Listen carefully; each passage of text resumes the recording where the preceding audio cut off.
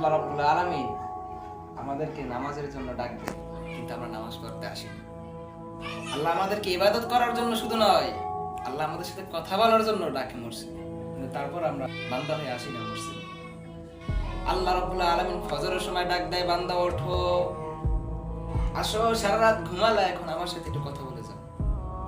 আল্লাহ জোহরের সময় ডাক দেয়, কে বান্দা, সেই সকালবেলা কথা বললি, আয় এখন আবার একটু আয়, জোহরের সময়, দুপুর হয়ে গেছে, আমার সাথে একটু কথা বল।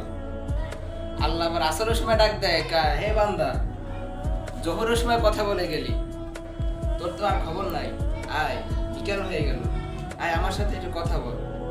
সন্ধ্যা হয়ে আসছে, মাগরিব, সন্ধ্যা হয়ে আসছে, সূর্য ডুবো ডুবো অবস্থায় আল্লাহ তখন ডাক দিয়ে বলেন, হে বান্দা, আয় আয়, সন্ধ্যা হয়ে যাচ্ছে, সূর্যটা ডুবে যাবে, আয় একটু কথা বল আমার সাথে।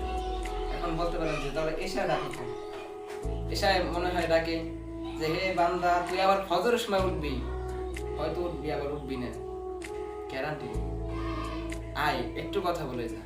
দেখবেন যে ফজরের সময় আমরা অনেকই করতে পারি, নামাজ চাই রাখা, আল্লাহ বড় করে দেয় না, বান্দা ঘুমাই রয়েছে, ঘুমন্ত অবস্থায় নামাজ পড়বে, তোদের ঘুম অবস্থায় নামাজ পড়বে, তাই নামাজ কমাই দিছে, আল্লাহ 4 রাকাত দিয়ে দিছে। আল্লাহ 10 রাকাত দিতে পারতো না, 9 রাকাত দিতে পারতো না, এশার নামাজের মতো 9 রাকাত দিতে পারতো না, আল্লাহ দেয়। আল্লাহ আমাদের বান্দাকে কতটা ভালোবাসে একটু চিন্তা করে দেখি, কিন্তু আমরা আল্লাহকে বুঝি না। আমি ছোট্ট একটা ঘটনা বলি। সেদিন নদীর পাড়ে গেলাম ঘুরতে, তো যাওয়ার পর মাগরিব হয়ে আসছে, ছোট্ট একটা আলোচনা, কথা বলেই আজকে আমার আলোচনা শেষ করবো। তো মাগরিবের সময় গেলাম এক মসজিদে, আজান দিছে, এখন নদীর সাইড থেকে হাঁটতেছে, হাঁটতে হাঁটতে একটা মসজিদে গেছি, নামাজের সময় প্রায় হয়ে গেছে। এখন দেখি কি, উজু করে যখন মসজিদে উঠছি, তখন মসজিদে কোনো মানুষ নেই, শুধুমাত্র ইমাম সাহেব নামাজ পড়তেছে একলা।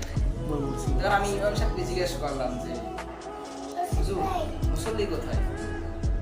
বাবা, মুসল্লিরা তো আসে নাই, একলা একলা আজান দিচ্ছি, একলা একলা নামাজ পড়লাম, তুমি তো একটু দেখতে মুসল্লিরা আসে নাই। আমি চিন্তা করতেছি যে মানুষ আমরা কতটা নির্মুখ হয়ে গেছি, আমরা কতটা খারাপ হয়ে গেছি মানুষ, যে আল্লাহ আমাদেরকে এত কিছু দিয়ে রাখছেন, শরীরের প্রতিটা অঙ্গে অঙ্গে কত পরিমাণ রক্ত লাগতেছে, এই যে আল্লাহ ফেরেশতা দিয়ে আমাদের হাত পা সব চালাইতেছে, এত অ্যাক্সিডেন্ট হয়, আল্লাহ আমাদেরকে সুস্থ রাখছে, তারপর আমরা নামাজ পড়ি। আল্লাহ রাব্বুল আলামিন আমাদেরকে সবাইকে যে কথা বললাম আমল করার তৌফিক দান করে, সকলেই বলে আমিন। ওয়া মা তাওফীকি ইল্লা বিল্লাহ। আসসালামু আলাইকুম ওয়া রাহমাতুল্লাহ।